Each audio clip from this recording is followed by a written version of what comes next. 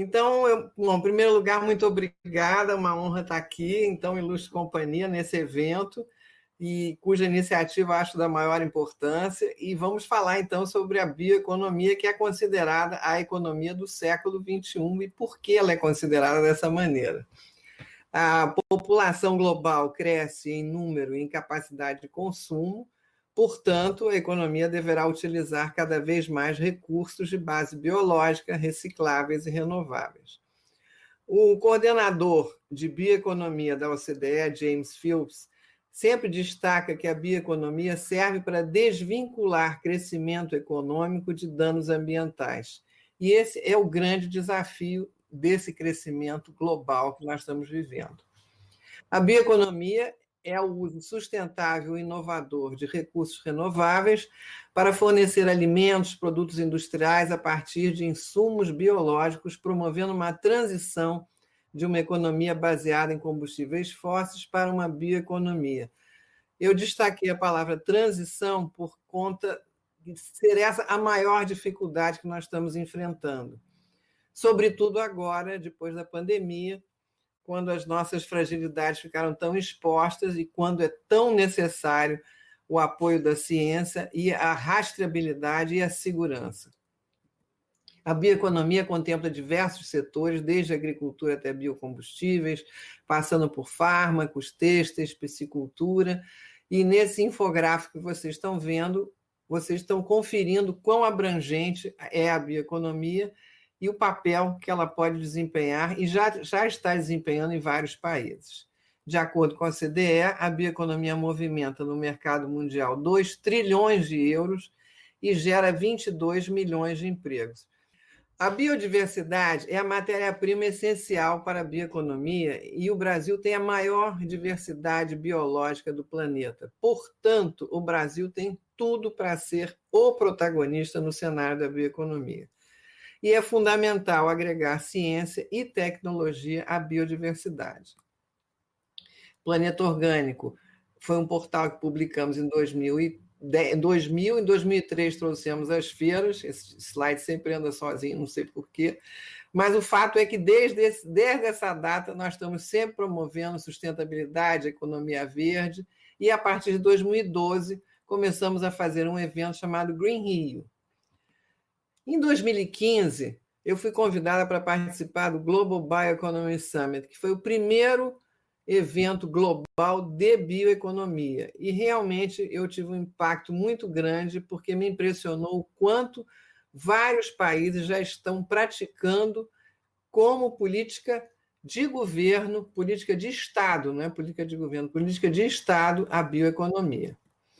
Esse mapa estava lá em 2015, agora essa cor verde escura já está ocupando outros países, mas quem lidera, quem realmente continua liderando o cenário da bioeconomia é a Alemanha, e o Brasil tem feito parcerias com a Alemanha na bioeconomia, e o Green Rio fica muito orgulhoso de poder contribuir para essa aproximação. Explico por quê. Nessa foto que vocês estão vendo, que tem duas mesas, tem um lado alemão, um lado brasileiro, eles estavam discutindo onde seria o primeiro workshop Brasil-Alemanha de bioeconomia, em que hotel seria, em que cidade seria, e eu tive a ousadia de propor por que não fazem numa feira, em vez de fazer num hotel, porque numa feira vocês terão a possibilidade de conversar com quem efetivamente é o ator da bioeconomia. Graças a Deus eles concordaram, e em 2017 nós fizemos o primeiro German Brazilian Bioeconomy Workshop. Eu coloquei aqui uma frase que a Mônica me disse e eu achei importante porque é a frase deste evento, é a convergência do ecossistema empreendedor científico, academia, governo e empresas, que é o que acontece no Green Rio. A gente sempre procura reunir o ecossistema da bioeconomia e deu tão certo o primeiro evento, 2017, que em 2018 veio uma delegação de pesquisadores da Alemanha que separou em quatro salas, nós separamos 4 temas para discutir com pesquisadores brasileiros e, posteriormente, ver de que maneira isso seria levado para o mercado para desenvolver como produto. Os temas foram abelhas e polinização, fenotipagem, uso industrial de energias renováveis e controle de pestes. Em 2019, já tivemos a satisfação de ver, de se testemunhar e realizar dentro do Green Rio assinaturas de termos de cooperação foi dada uma ênfase muito grande para a parceria em pesquisas. Aí vocês estão vendo o Dr. Celso Moretti, atual presidente da Embrapa, que ele fez uma analogia da bioeconomia com os indicadores do desenvolvimento sustentável e o quanto é transversal a bioeconomia. E um outro professor que esteve presente também, que fez uma palestra muito boa, Adriano Rodrigues, que é do CEPAL, também fez esse gráfico que vocês estão vendo, super interessante, mostrando quanto a bioeconomia se aplica também para os objetivos do desenvolvimento sustentável. No Green Rio 2019, houve um reconhecimento tanto da parte da Alemanha, enquanto o Green Rio está se transformando numa plataforma de bioeconomia internacional. Mas o que eu realmente queria destacar foi que nesse evento é que foi lançado o primeiro programa Bioeconomia Brasil Sociobiodiversidade. E o fato deles terem escolhido esse foco da sociobiodiversidade tornou esse programa diferenciado em todos os demais programas de bioeconomia dos outros países. É um programa que vale a pena a gente investir na pesquisa e levando para o mercado. Eu tenho acompanhado isso de perto e a GIZ tem apoiado. Enfim, eu acho que depois a gente pode até conversar como é que a gente pode trabalhar nisso. Mas é um programa que está aberto exatamente para promover esse ecossistema que propõe esse evento do qual nós estamos participando. Aqui são os termos de cooperação que foram assinados. Vocês estão vendo que tem parceria com o FINEP, Embrapa com esse Instituto Julius Kuhn, e assinaturas de memorando de entendimentos. Ainda mantendo também alinhamento e sinergia com essa proposta desse evento, aqui tem realmente uma parceria do Estado do Rio com uma empresa do Paraná, que veio comprar, conheceu na feira em 2017 a pimenta rosa do Estado do Rio de Janeiro, desenvolveu um produto para a linha de cosmético delas e eles assinaram, então, um acordo e ela desenvolveu uma linha de cosmético usando a pimenta rosa. E na outra foto, vocês estão vendo, para quem não conhece, o Celso Merola, que é uma pessoa de quem eu gosto muito, do MAPA, do Ministério da Agricultura, apresentando a pimenta rosa para um pesquisador alemão que não conhecia a pimenta rosa. E sem querer dar um spoiler, e já dando um spoiler, foi lançado um termo de cooperação de bioeconomia em 2020, no Green Rio Online, e um dos projetos que estão sendo contemplados nesse edital é justamente com pimenta rosa.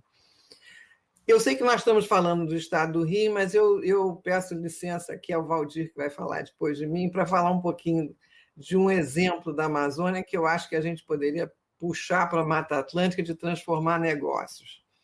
Aqui foi um evento que nós fizemos em novembro, o Green Rio fez um Green da Amazônia, e estava aí, vocês estão vendo o professor Carlos Nobre mostrando o absurdo que nós desperdiçamos de oportunidade em mercado, o quanto é vendido lá fora e o quanto fica para nós e as oportunidades que tem. E vocês estão vendo fragrâncias de perfumes, nutracêuticos, moléculas, ingredientes ativos para medicamentos alopáticos e fitoterápicos, cosméticos, moléculas para processos industriais, enfim. Eu tenho certeza que na Mata Atlântica nós também teremos essa riqueza e esse evento pode ser um catalisador para uma escola de negócios da Mata Atlântica. Por que eu digo isso? Porque eu estou participando de um projeto que envolve uma escola de negócios da Amazônia. Por que a gente não pensa nisso? Isso é só uma provocação. O Green Rio 2020, do ano passado, por conta da pandemia, obviamente, foi todo online, mas mesmo assim nós conseguimos reunir 52 palestrantes que ficaram 2 dias discutindo bioeconomia, e aí está a chamada que eu comentei com vocês, que foi lançada, é a primeira chamada de bioeconomia, Brasil-Alemanha, e os temas foram plantas medicinais e aromáticas e biomassa. Os resultados dessa chamada serão apresentados no Green Rio 2021, que será em novembro, e eles já vão lançar uma outra chamada, provavelmente, para 2023, mas é bom nós ficarmos atentos aos temas que serão.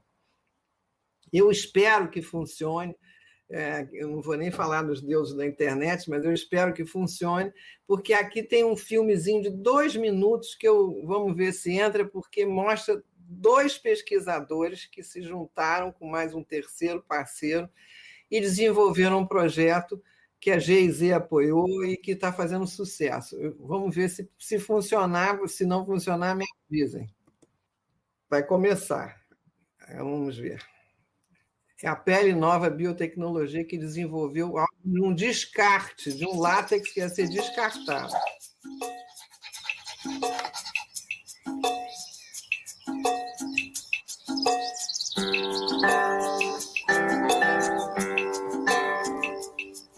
A Fazenda Continental mesmo começou no começo do século XX. Fui dos primeiros a plantar seringueira aqui no estado de São Paulo. Ele já trabalha com látex há 30 anos, vamos dizer, com borracha natural. Isso aqui é a nossa vida, é o nosso dia a dia.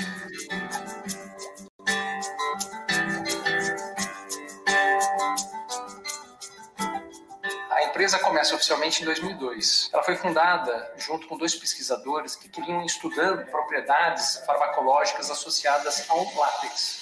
E fizeram uma descoberta significativa. Alguma coisa havia no látex que induzia uma propriedade de regeneração.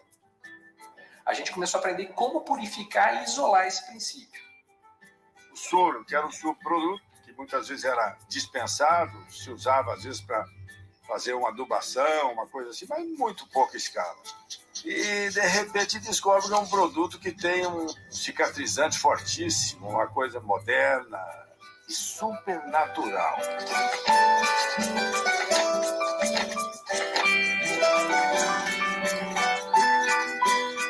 A gente saiu do problema para a solução, né? O soro se tornou um produto nobre que a gente vende para uma indústria de tecnologia de ponta. Resolveu um problema econômico para ele. Em vez de ele tratar o efluente, ele está gerando divisas ao vender esse descarte para a pele nova. Vamos trabalhar isso em úlceras de difícil cicatrização. Aí veio a ideia do gel creme, que acelera o processo cicatricial com um custo acessível à população. Depois de 2 anos com o produto no mercado, a gente tem aí quase que 250 mil pacientes já sendo tratados com o produto. Nós temos aí mais de 50 mil espécies da nossa biodiversidade que seriam potenciais candidatos a serem algum agente terapêutico para efeito medicinal. Se a Pele Nova é um exemplo de empresa no Brasil que consegue fazer isso, a gente poderia multiplicar isso por muito mais empresas e gerar muito mais produtos aí no mercado de valor agregado. E eu acho que tanta coisa nesse sentido vai ser descoberta ainda. Se a gente pega uma planta que a gente já está cansado de conhecer e só veio saber do potencial dela agora, você imagina as que a gente conhece pouco, né?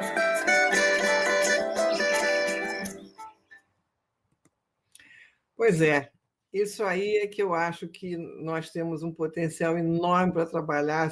Vocês viram eles falando, se isso é do que a gente conhece, imagina o desconhecido. Eu acho que o desconhecido está na mão exatamente das pessoas que estão aqui nesse evento, querendo trazer valor agregado, não só para a nossa biodiversidade, mas para o estado do Rio de Janeiro, para que ele possa ser uma referência nessa agregação de valor da nossa biodiversidade, particularmente da Mata Atlântica. Eu agradeço muito, deixa eu interromper o compartilhamento para poder ver vocês também. Cadê? Beatriz, muito obrigado, foi maravilhoso. Quero saber se o Valdir está aí. Está aí. Já está então, lá. Nosso próximo palestrante é membro da Sociedade Brasileira de Química, Fellow da Royal Society of Chemistry, UK, apontado um dos 35 pesquisadores mais influentes de Química no Brasil, professor Valdir Veiga, do Instituto Militar de Engenharia. É contigo, Valdir. Pode apresentar. Que honra. Obrigado, Roberto. A honra toda minha. Bem, primeiro, a satisfação está aqui. Muito obrigado pelo convite. E essa mesa fantástica, tenho profunda admiração pela Beatriz. Daniel, não querendo entregar a idade, assim, foi o meu professor da Faculdade de Engenharia Química.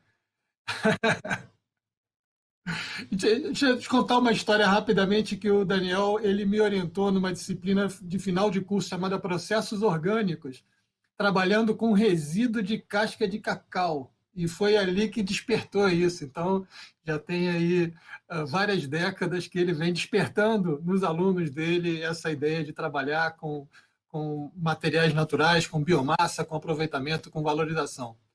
Bem, hoje eu estou no Instituto Militar de Engenharia. Esse é o grupo de pesquisa que eu coordeno lá, grupo de pesquisa em bioprocessos avançados na química,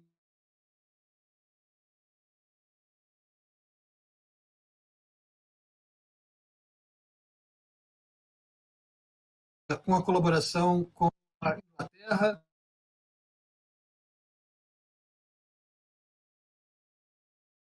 Tem várias universidades aqui no Brasil, como a UFRJ, a Federal do Rio Grande do Sul, vários centros de pesquisa com pesquisadores parceiros.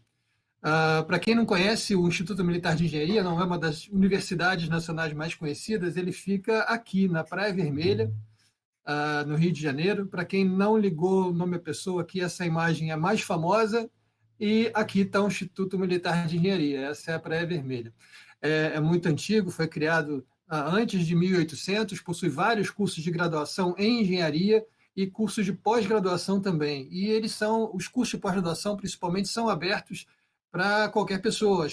Muita gente acha que só funciona o Instituto Militar para militares, mas ele é aberto também para civis.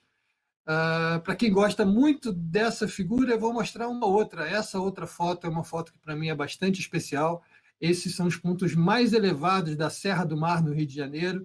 Esse daqui em especial, que é Três Picos, e já um alerta de spoiler, que eu vou falar um pouco mais da paixão por essa região aqui daqui a pouco no final da apresentação.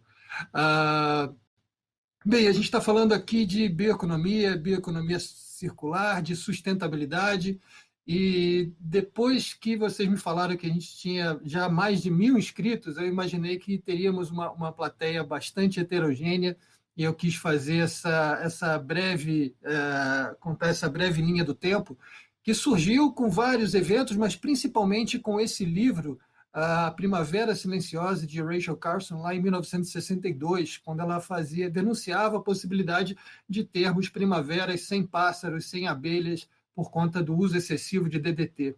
A partir daí, várias conferências surgiram, como a de 1968 em Paris, que deu origem, então, à grande conferência de Estocolmo, em 1972, cuja data até hoje é quando nós comemoramos o Dia Mundial do Meio Ambiente. Nessa conferência foi planejada uma conferência para 20 anos depois, e muitos eventos ocorreram por essa época, por exemplo, com essa ideia, né, com essa foto clássica aí, da bola de gude azul do nosso planeta, enxergado como uma espaçonave. E como uma espaçonave tem recursos finitos, e a gente não poderia nem utilizar para sempre esses recursos, nem jogar lixo fora de uma forma infinita também. E nessa conferência de Estocolmo surge, então, já o planejamento para Rio 92, para Eco 92, que foi uma grande conferência no Rio de Janeiro. E, a partir daí, várias conferências seguiram, como a Rio +20, mas também o Acordo de Paris e vários acordos para o clima. Foi nesse milênio que a gente teve uma grande evolução nesses conceitos. Se eles surgiram lá no século passado, foi a partir desse milênio que a gente conseguiu migrar, por exemplo, desses objetivos das Nações Unidas, desses 8 objetivos do milênio, para o que nós temos hoje de 17... Opa, passei muito rápido. Os 17 Objetivos de Desenvolvimento Sustentável e esse lema, não deixar ninguém para trás. É muito mais amplo, é muito mais holístico e concentra uma série de outras coisas que necessariamente devem estar juntas quando a gente pensa em sustentabilidade. Para dar alguns exemplos, há alguns anos atrás, o mais importante para empresas, a minha luz está caindo aqui, era ter lucro financeiro para os acionistas, chamados shareholders. E um modo de vida saudável era alimentação e exercícios. E hoje em dia, as empresas elas não devem gerar lucro, elas devem gerar benefícios ambientais, sociais, econômicos, para todos os parceiros, chamados stakeholders.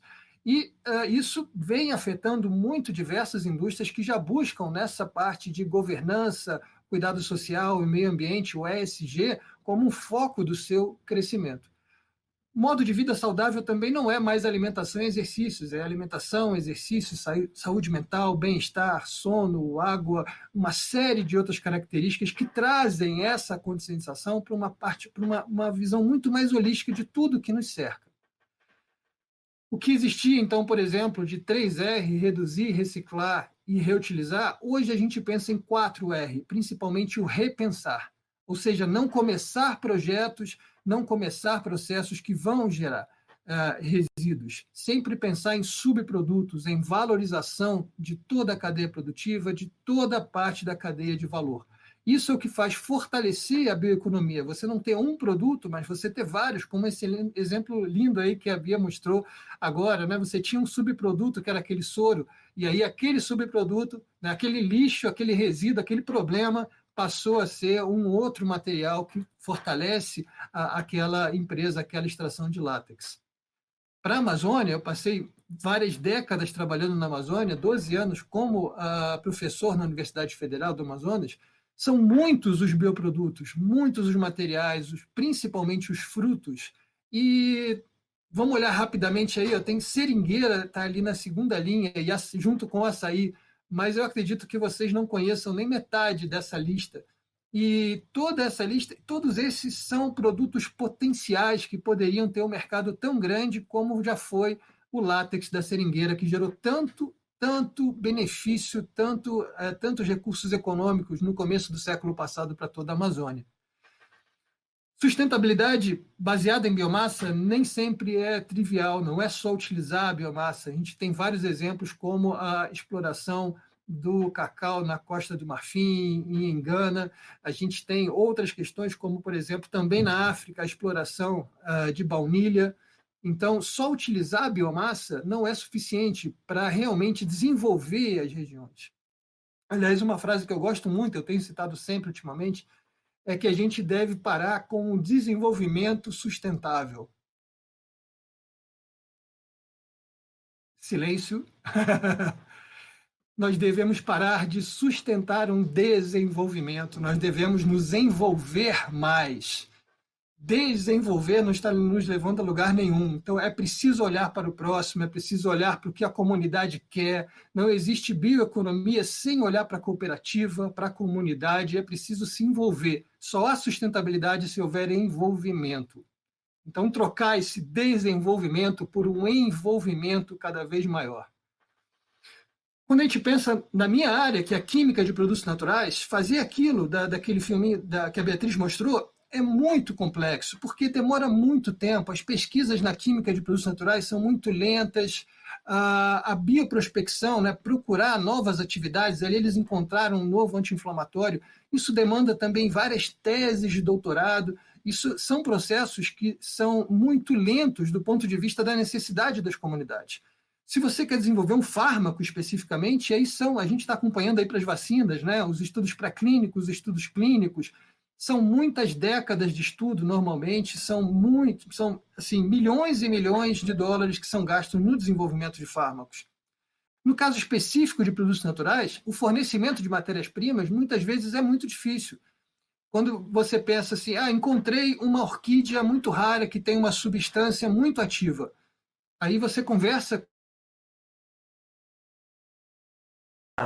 Continuar, vamos ver se o Valdir consegue entrar, vou até mandar um WhatsApp para ele, acabou caindo, né? Acho que a gente continua contigo, professor Daniel, pode ser? Tem algum problema? Não, não tem problema. Valdir voltou. O professor Valdir voltou. Voltou. Com grandes emoções. Cara, que dia difícil, hein? Hoje tá caprichado. Hoje tá difícil. Então, pessoal, a gente teve um problema de internet aqui, mas a gente vai voltar com o professor Valdir, sem problema, sem atropelo, tá bom? Então, o que esse slide ele quer passar para vocês é que desenvolver um fármaco é um processo muito demorado. Então, quando a gente pensa em bioeconomia, utilizar a biomassa, é muito importante a bioprospecção, é muito importante buscar novos bioativos, mas não é o processo mais rápido, não é o que vai trazer um retorno mais óbvio para aquela comunidade que está te apoiando naquele experimento. Nesse mesmo viés que a Bia apresentou, né, eu trabalhei algum tempo, como eu falei já para vocês, na Amazônia, e o consumo lá de açaí é imenso, né? E esse consumo gera também uma quantidade muito grande de resíduos de caroço de açaí, principalmente. Esses resíduos, eles são, no máximo, empregados como adubos, uma alimentação animal, ou são queimados, mas, na verdade, eles se transformam em passivos ambientais para as empresas da região. O que a gente procurou fazer, então, foi exatamente transformar esse resíduo, transformar esse problema em extratos bioativos que pudessem ser utilizados em aditivos, em suplementos, em cosméticos. E a açaí não é o único material que você produz, principalmente na agroindústria amazônica, em grande quantidade. Existem vários outros. Então, você resolve aqueles problemas de acesso à matéria-prima, utilizando resíduos agroflorestais. A ideia, então, é manter essa noção de que a sustentabilidade deve ser inclusiva, que o desenvolvimento de produtos deve envolver todos os atores, e não só uma empresa que está utilizando aquele material lá no final da cadeia. Quando você estimula, por exemplo, o consumo de açaí, você também está estimulando o lixo, uma maior quantidade de resíduos. E esse material, que para os químicos é extremamente complexo, mas também é uma oportunidade de você desenvolver, repensar processos e transformar, logo no começo lá da geração desse resíduo, transformá-lo em um subproduto. A gente chega aqui na bioeconomia circular, chega nessa associação necessária dos pesquisadores com as cooperativas, com as empresas que processam esses materiais para conseguir transformar todos esses resíduos que vão sendo gerados ao longo da cadeia em outros produtos. Como fazer isso? Bem, falando especificamente aqui do nosso tema, do Rio de Janeiro, nós aprovamos recentemente no edital de apoio a redes temáticas de inteligência artificial esse projeto Rede Inteligência.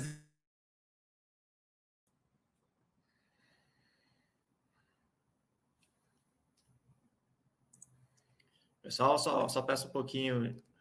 A gente teve um problema de internet novo, a gente vai aguardar o professor Valdir entrar, tá certo de novo. Um problema de conexão. É só ameaçar de me colocar no ar que ele volta. Exatamente. Então, sem pressa, a gente está pegando perfeitamente ali de raciocínio dele. Vamos aguardar ele voltar.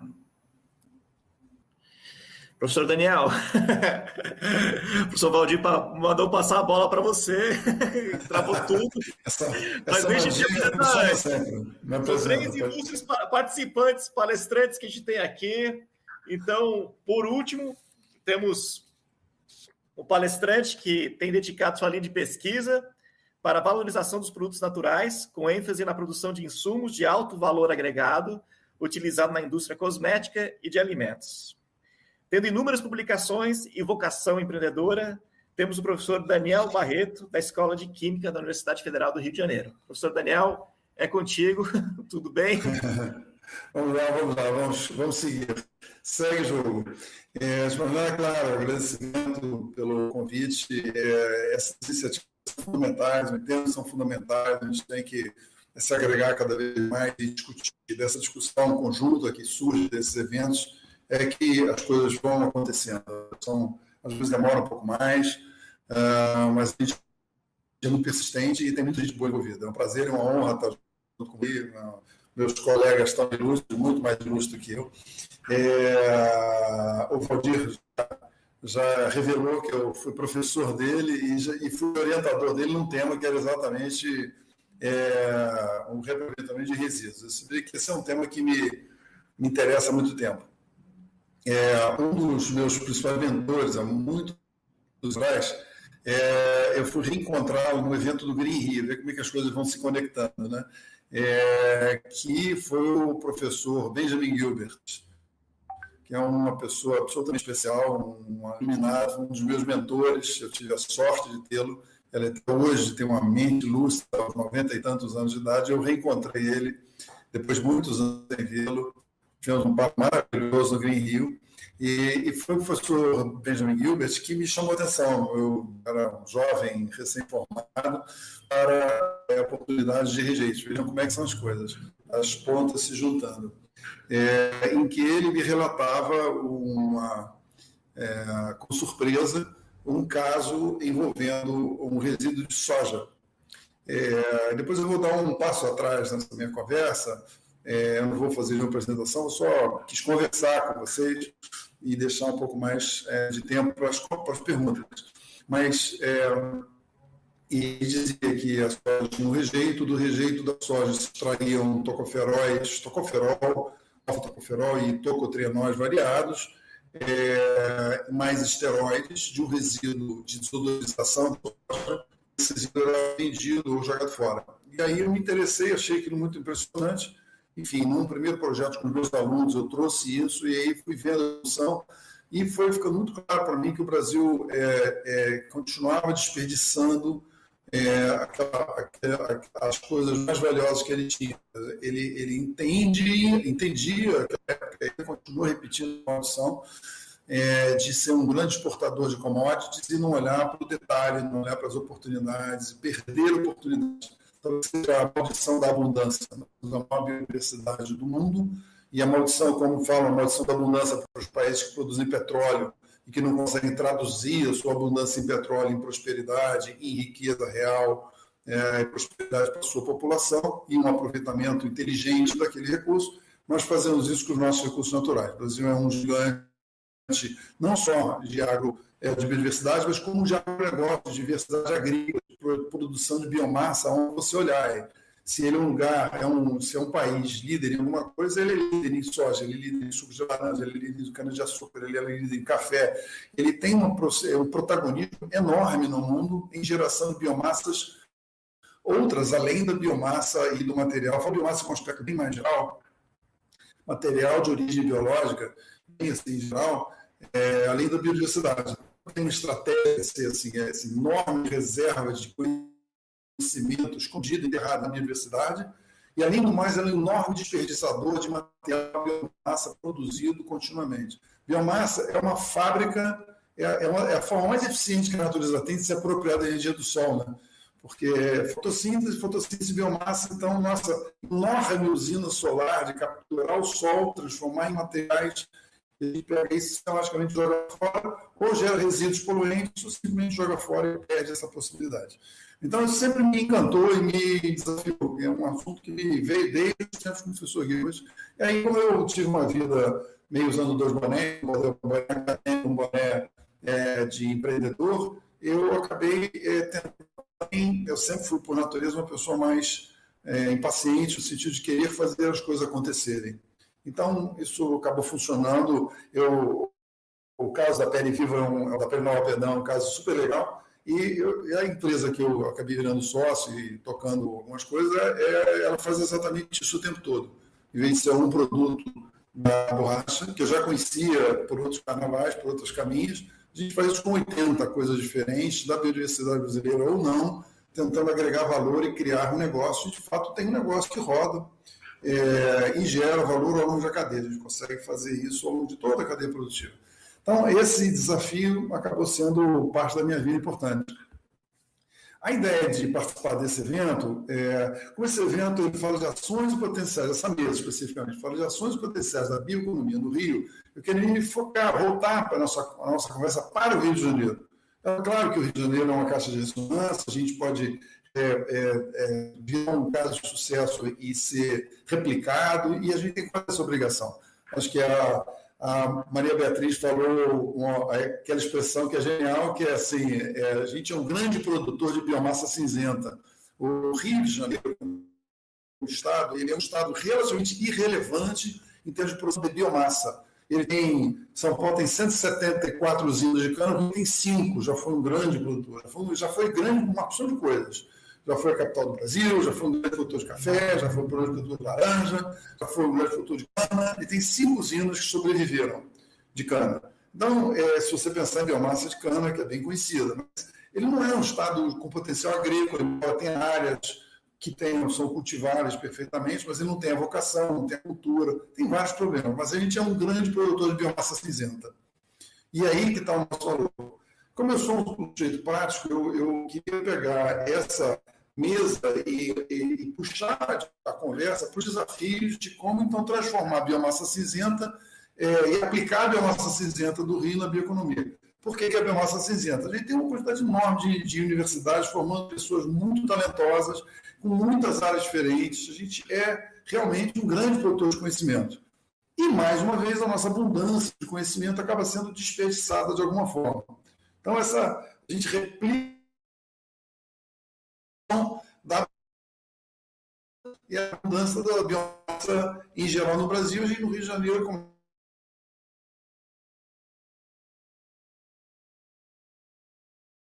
pensar em dar um passo adiante, como transformar essa coisa da bioeconomia no contexto do Rio de Janeiro, um estado que não é um grande produtor de biomassa, tem manchas de Mata Atlântica que tem uma reserva de genética, de material genético de grande potencial e ainda relativamente desconhecida, e quando ela é conhecida, ela não é transformada em riqueza sustentável, mas em riqueza no sentido de valorização.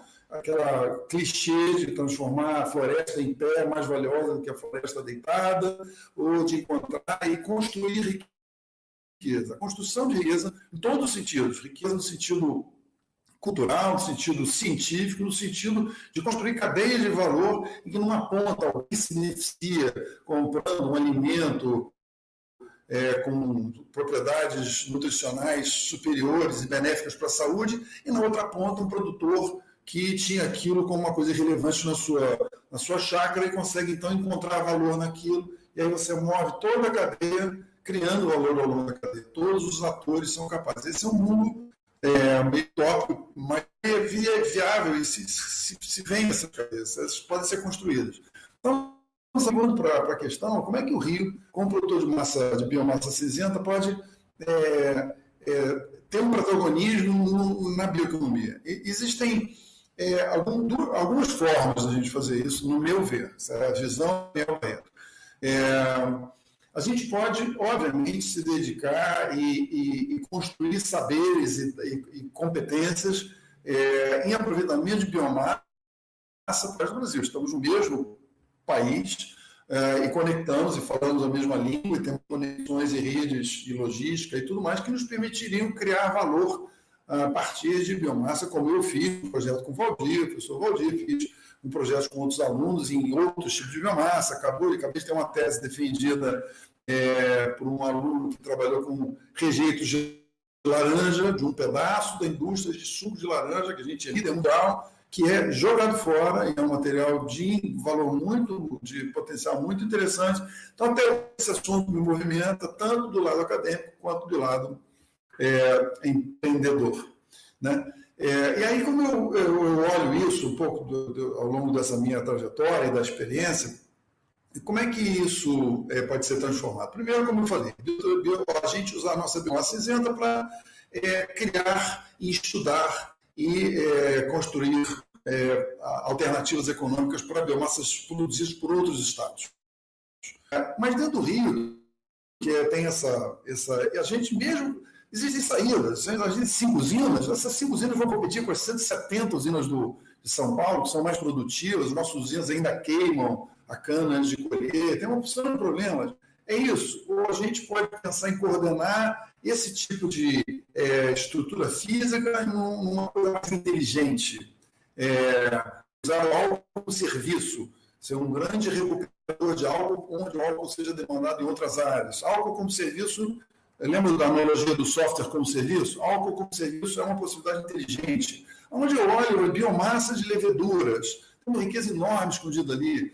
Tudo isso a gente consegue enxergar, mas como é que a gente puxa isso para ver a realidade? E aí, a gente vai cair na história da biomassa cinzenta, a gente vai cair, eu vou parar de ficar repetindo isso que parece papagaio, mas assim, a gente tem um desafio, meu entendimento, já que eu estou nessa posição de 2 bonés, de ter uma visão empreendedora, uma visão acadêmica.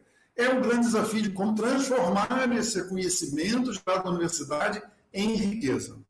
A gente chega no mundo dos nós. Valdir é um dos pioneiros em ter essa visão. A gente tem vários. O Brasil é um celeiro de fitoquímicos, de profissionais excepcionais, de primeiríssima linha, padrão mundial.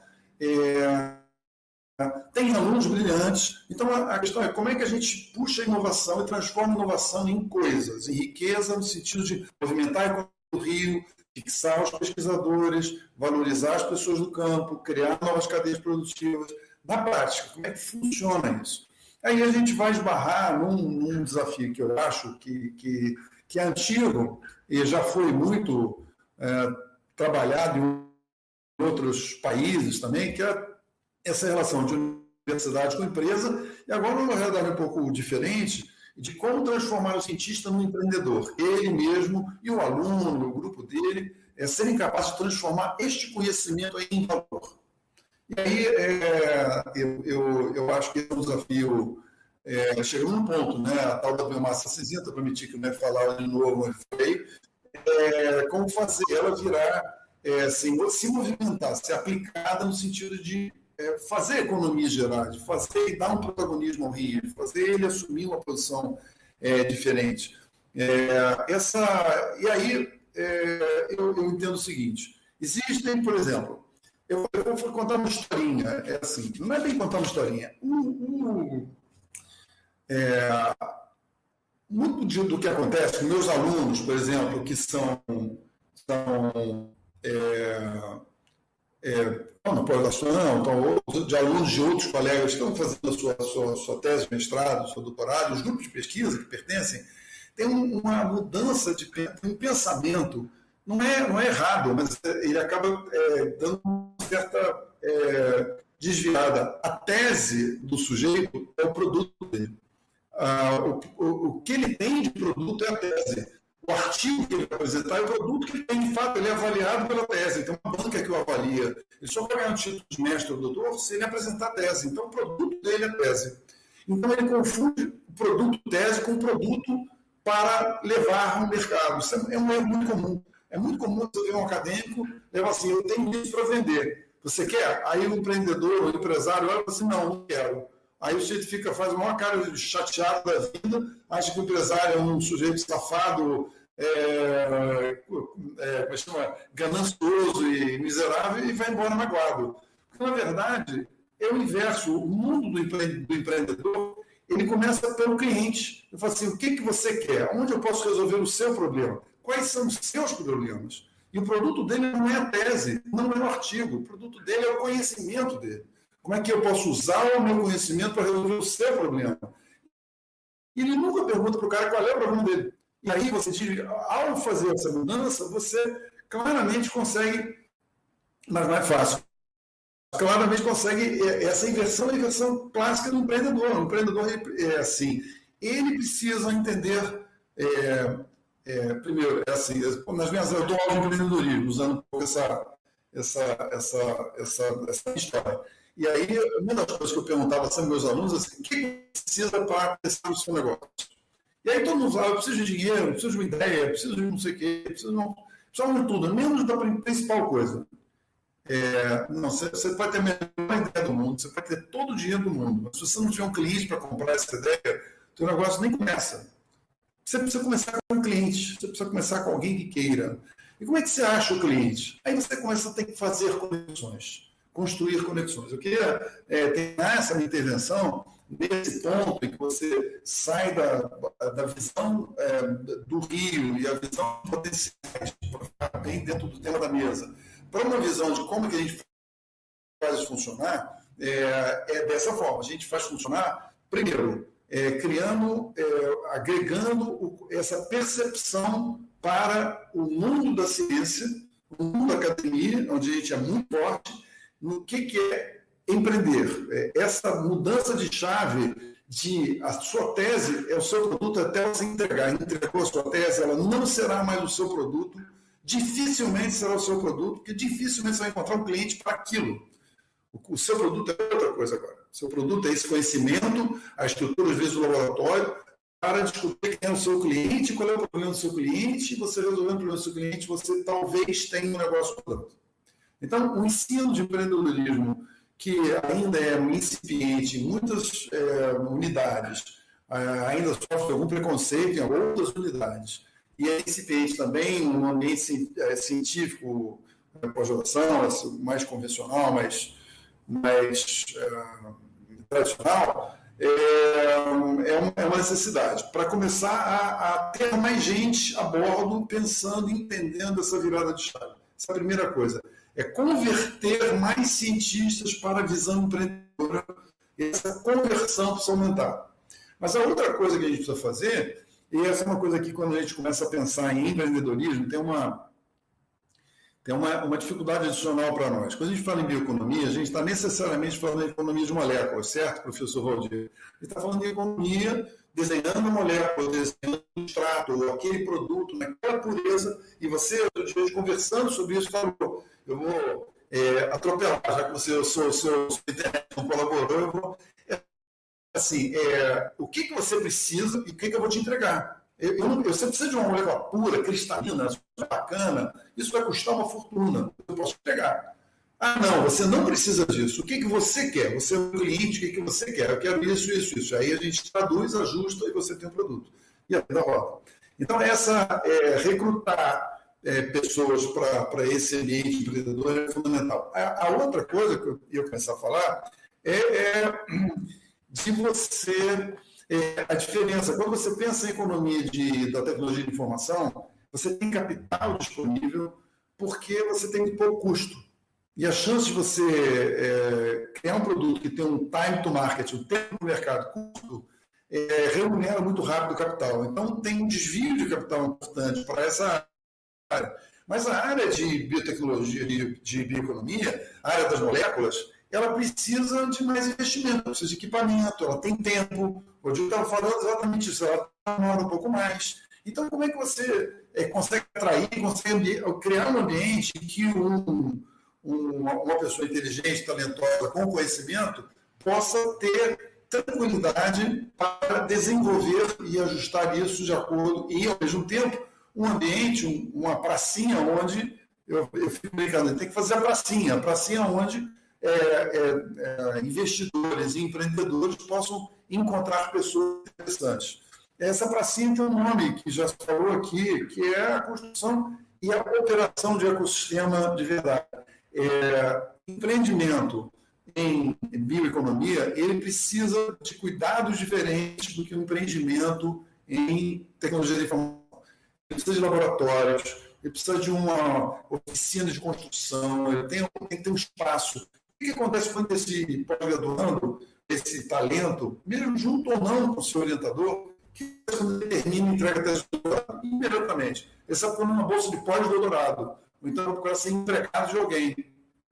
Ele não consegue tempo, ou espaço, ou recurso para ele se manter bolsa para desenvolver um ajuste da ideia dele para atender um cliente e assim criar um negócio. Ele precisa, e falta, as germinadoras, unidades físicas, ou estruturas em rede que permitem a ele desenvolver as suas ideias. Estou falando muito mais do empreendedorismo científico, mas é isso que precisa. Então, só para fechar esse raciocínio e tentar deixar já a provocação, essa construção de ecossistemas, é uma palavra às vezes um pouco usada demais, mas a construção de ecossistema para esse tipo de coisa, ele é diferente do ecossistema de tecnologia de informação. Ecossistema em bioeconomia é um ecossistema de moléculas. Tem pedaços de bioeconomia que é tecnologia de informação também, não é uma fronteira clara. A gente tem muitos alunos brilhantes, mas alunos brilhantes, conhecidos de muita gente aqui, que ela fundou uma empresa que usa blockchain para rastrear cadeias. no mundo bio, na bioeconomia. Então, ela desenvolveu, ganhou prêmio de tudo que é jeito, menina talentosíssima, de um estudo de negócio genial, usando a tecnologia de informação aplicada à bioeconomia. Não é uma coisa estanque, mas tem muito da bioeconomia que precisa de espaço, precisa de coisas mais concretas.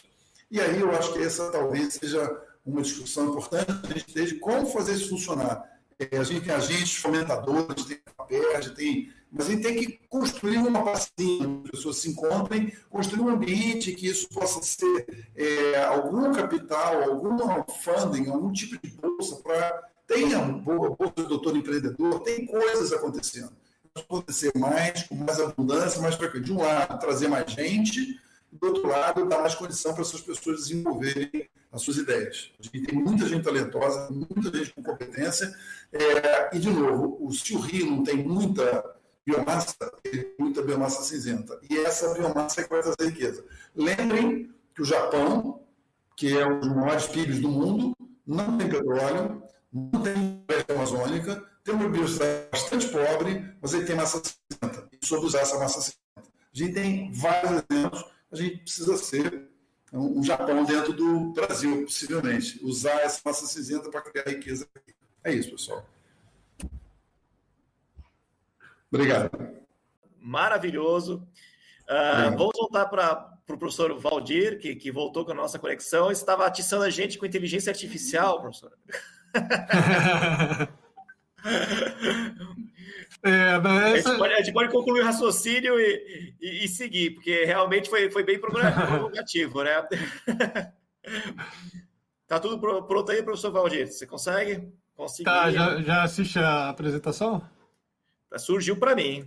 Vamos lá, surgiu sim. Pode apresentar, professor. Tá, esse foi então o projeto que nós acabamos de aprovar, a doutora Mônica, o doutor João Paulo e eu, com vários outros parceiros que eu vou mostrar já em seguida, no edital de inteligência artificial da FAPERJ.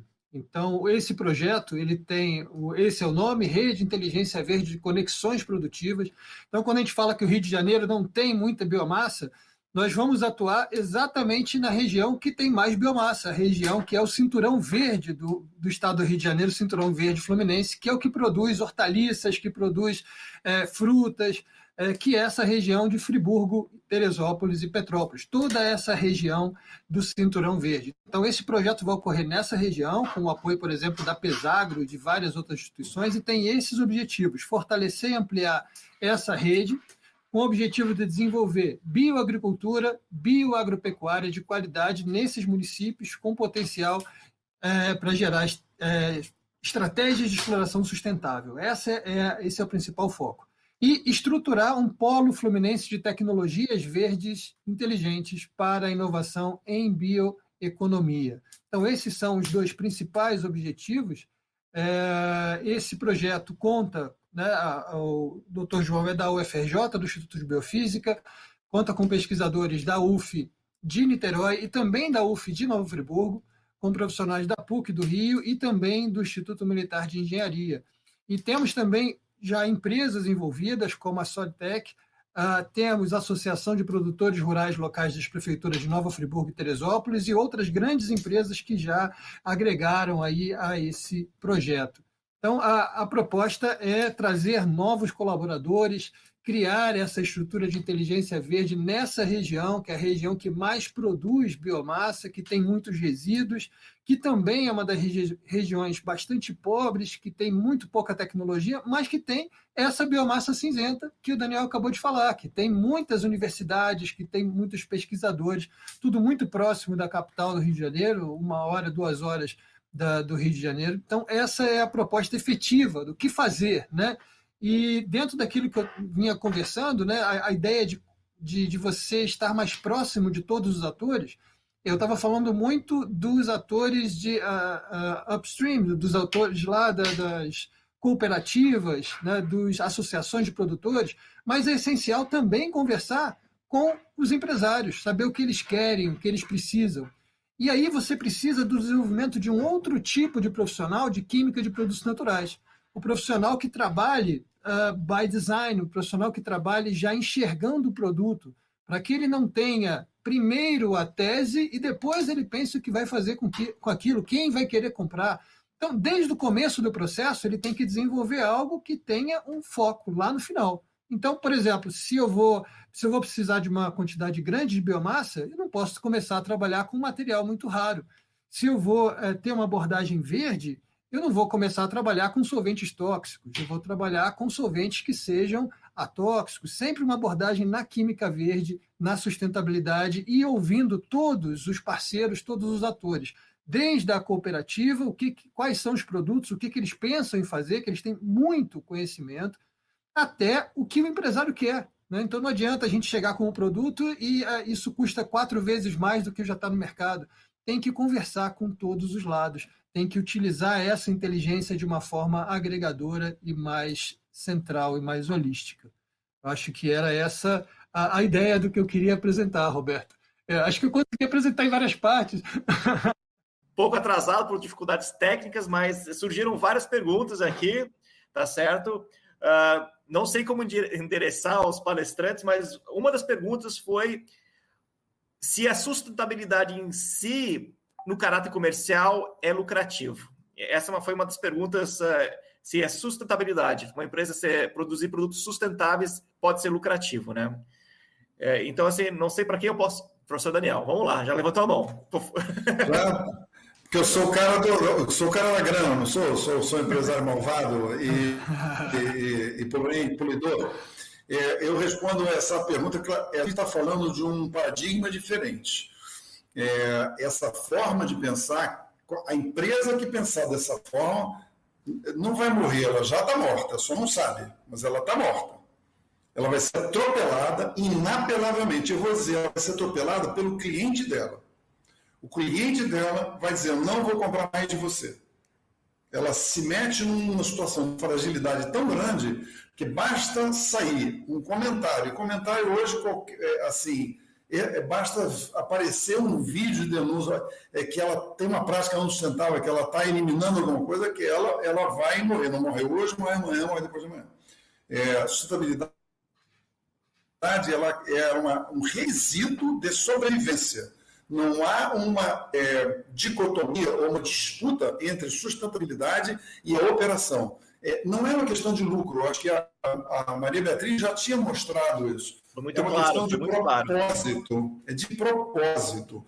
O lucro não é a consequência e não é o objeto principal. Ela tem a empresa que pensa nisso, ela tem o futuro dela muito ameaçado.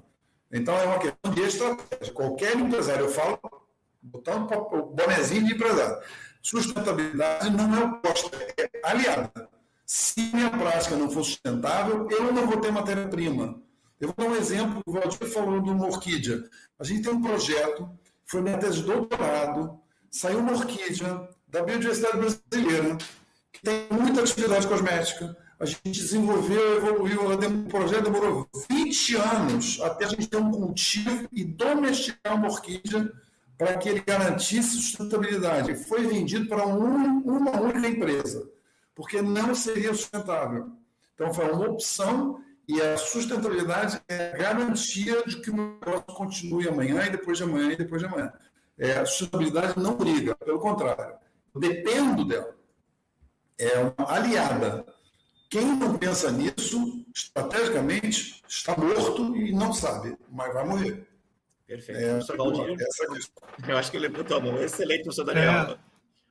O Daniel está muito certo. E quando você visita as empresas que trabalham de alguma maneira com biomassa, seja para cosmético, perfumes, alimentos, você não ouve os profissionais falando de lucro, você ouve os profissionais falando de 17 Objetivos de Desenvolvimento Sustentável. Você não escuta os CEOs falando de aumento de rendimento. Eles falando de ESG, governabilidade, meio ambiente e preocupação social. Já existem dados mostrando que as empresas que têm uma preocupação grande com o ESG, elas têm um valor 20% mais alto na Bolsa de Valores.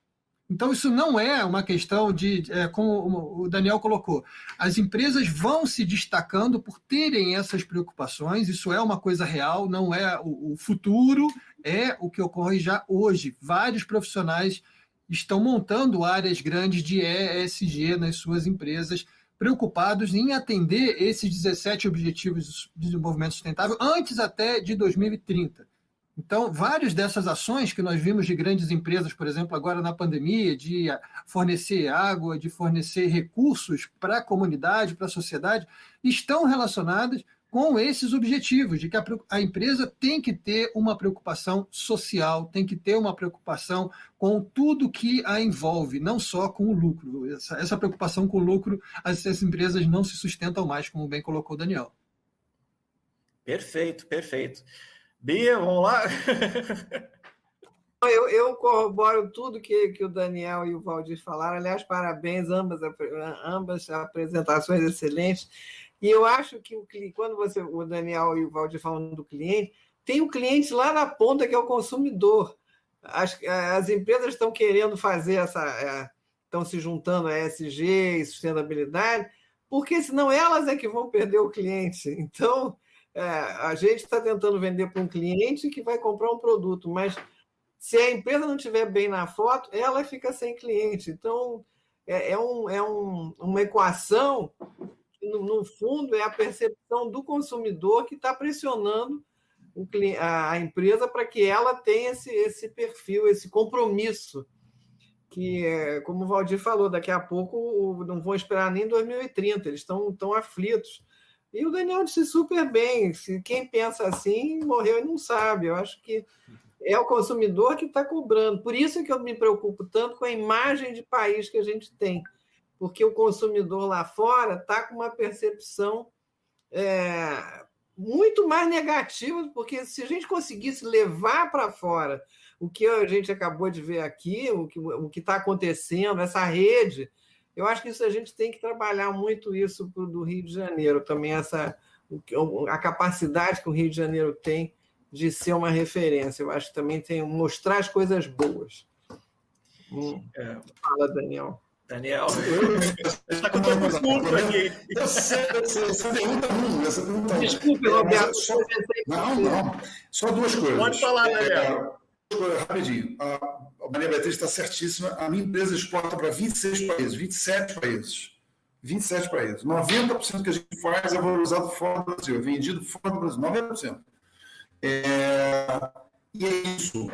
A imagem do país é um inimigo hoje da gente. A gente era um campeão da biodiversidade, a gente tem uma imagem muito complicada. A gente tem que entender que isso é global e ela tem toda a razão. Mas o que eu queria apenas fazer um viés aqui, para quem perguntou, que foi uma provocação sensacional, tanto é que rendeu tanto, mas assim, que me chama às vezes a atenção, eu vejo isso vindo de algumas pessoas, é que não que ela tenha sido, mas essa forma de pensar, às vezes, pode ser uma armadilha que um acadêmico mais formal, com boas ideias, pode ter. Assim, se eu levar isso para virar um negócio, ele virará um negócio não sustentável. Então, eu contribuirei para algum impacto.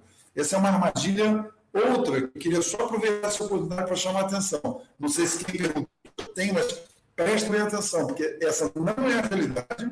Não é a realidade. As empresas não são ONGs, mas elas não são burras. As burras vão morrer. E não caia no clichê de não vale a pena levar meu conhecimento para frente, porque isso pode gerar destruição e desgraça adicional ali à frente. É uma armadilha e eu chamo atenção para que é comum que as pessoas caiam. Não é mais a realidade. Prestem atenção nisso. Muito bem colocado, professor Daniel. Muito bem colocado. Eu vou tentar... Tenho várias perguntas, mas tem uma pergunta que me deixou bem intrigado, né? Bioeconomia engloba a agricultura, e eu acho que pela rede de inteligência verde apresentado pela último slide, né? Eu acho que acabou respondendo, mas eu queria saber um pouco, né? Claro, o professor Valdir apresentou essa rede, essa ideia, né? Mas eu queria entender um pouco da Bia, do Daniel. O professor Valdir, a pessoa perguntou assim, quais são as oportunidades para a agricultura do Rio de Janeiro e do Brasil dentro da bioeconomia, se mostrar de uma maneira sustentável, e se existe alguma questão de repartição de benefícios na hora de investir com estrangeiros. Eu acho que tem mais a ver com a Bia, essa última questão, né? Primeiro seria em relação à agricultura, tá certo? Se bioeconomia engloba a agricultura, e a segunda seria a questão se os investimentos estrangeiros no Brasil, o pessoal que investe sabe sobre essa repartição de benefícios em relação aos recursos genéticos, né? Seriam duas perguntas que estavam linkadas. Alguém se atreve aí? Vai lá, Daniel. Desculpa, eu falo muito, mas vamos lá. Eu me vi a cabeça assim, para responder essa pergunta, eu vou fazer uma analogia no Rio de Janeiro, o que é a cadeia e onde é que está a bioeconomia. Vamos lá. Patiféres é um município famoso por ser um grande produtor de tomate no Rio de Janeiro. Tomate é agricultura. É bioeconomia? É. Mas, obviamente, não se limita, porque a bioeconomia produz tomate e ele movimenta insumos, sementes e gera riqueza. Mas o tomate ele pode ser vendido como? Vamos pensar no cliente. De novo, ele pode ser vendido como tomate. Ele pode ser processado para gerar extrato de tomate, molho de tomate, mas ele pode também ser concentrado para extrair o licopeno, gerar um produto que é um nutracêutico de tomate. Depois o licopeno pode ser um ativo cosmético para gerar um antioxidante usado no cosmético. Você está agregando o quê? Conhecimento. E você está criando uma cadeia produtiva, várias saídas da cadeia produtiva com tomate. Então, ele é o primeiro elo, ele é fundamental, porque sem o tomate não tem extrato de tomate, concordam? Então, ele é o primeiro da cadeia. Quando eu falei em inteligência, é essa visão de Patiféres é grande, onde é que está, o que eu posso fazer, quem poder comprar, onde é que isso resolve, quais são as oportunidades por trás da cadeia do tomate. Conhecimento, agregado, e gerando cada vez produtos de valor. Mas eu não preciso parar de vender tomate na feira para fazer o meu... Tem tomate na feira, tem extrato de licopeno, tem ativo para ter um superfood de tomate. Todo mundo funciona. O que eu faço? Eu agrego valor. Eu acho que é isso. Perfeito. Se isso ajudei a responder. Tomou bem a resposta, professor Daniel. Eu acho que o exemplo do Daniel foi perfeito, porque você não desperdiça nada, inclusive o que o Valdir falou da economia circular, da bioeconomia circular. Ainda na agricultura, eu queria lembrar que o MAPA está com uma promoção de bioinsumos. Isso também é um mercado estupendo que está vindo por aí, que o Brasil tem que trabalhar enormemente, com muito cuidado, porque isso pode ser uma bandeira espetacular. A questão da repartição de benefícios vai ser discutido agora, futuramente, vai ser inclusive a questão do carbono. Isso tudo vai estar sendo discutido agora no final do ano, a próxima COP. Eu acho que isso aí... Nós temos uma lei da biodiversidade que acabou de ser... Teve um clima aí que foi contestado, teve um lado que ficou a favor ou contra umas mudanças. Isso merece até um outro evento para discutir essa questão dessa lei da repartição de benefícios. Mas eu acho que, no fundo, eu não sei como é que o Daniel e o Valdir veem isso, mas eu acho que vai chegar uma pressão tão grande que, independente dessa lei, a empresa ou a indústria que não fizer isso vai ficar muito mal na foto. Então, é uma pressão muito grande. O país que não tiver isso não vai comprar do outro país. Isso é um balé muito complicado, muito delicado, porque aí também tem barreiras, subterfúgios aí que acontecem. Não vou comprar de você, mas eu também estou fazendo um monte de coisa errada, mas nós pegamos essa pecha de ser quem mais desmata, mas não estou defendendo, não. Mas eu acho que eles também não são freiras, o pessoal que está lá reclamando da gente. Então, a gente tem que tomar muito... Reguladores, né? Normalmente o mercado é regulador. Exatamente, mas o fato é, no fundo, a gente tem que voltar um pouco o que o Valdir falou e o Daniel do envolvimento. Envolvimento sustentável. Tem que voltar para quem produz. Quem é o verdadeiro guardião da biodiversidade? É quem está lá. Então, ele tem que ter uma parte importante e um reconhecimento importante. O conhecimento tradicional tem que ser mais valorizado, porque a gente está subindo nos ombros de quem desse conhecimento tradicional para depois chegar onde a gente está. Então, eu acho que, no fundo, esse aqui é o grande objetivo. Pode parecer um sonho, mas eu acho que é o que deveria... a gente está indo nessa direção. Estamos sonhando juntos isso. Perfeito, Maria Beatriz. Obrigado. Professor Valdir, últimas palavras. Oi, Roberto. Sim, eu acho que tem tudo a ver com a agricultura e a nossa agricultura ela tem que ser mais moderna, ela tem que ser modernizada, não só para conseguir aproveitar esses subprodutos, mas tem muitos aspectos que nós ainda pecamos muito no Rio de Janeiro. Então, nós precisamos, por exemplo, de análise de nutrientes do solo. Nós precisamos utilizar defensivos agrícolas que não causem doenças nos agricultores. Nós precisamos conseguir ter um aproveitamento melhor da nossa produção. Nós precisamos direcionar a nossa produção de uma forma mais inteligente para aqueles produtos adequados para aquela região.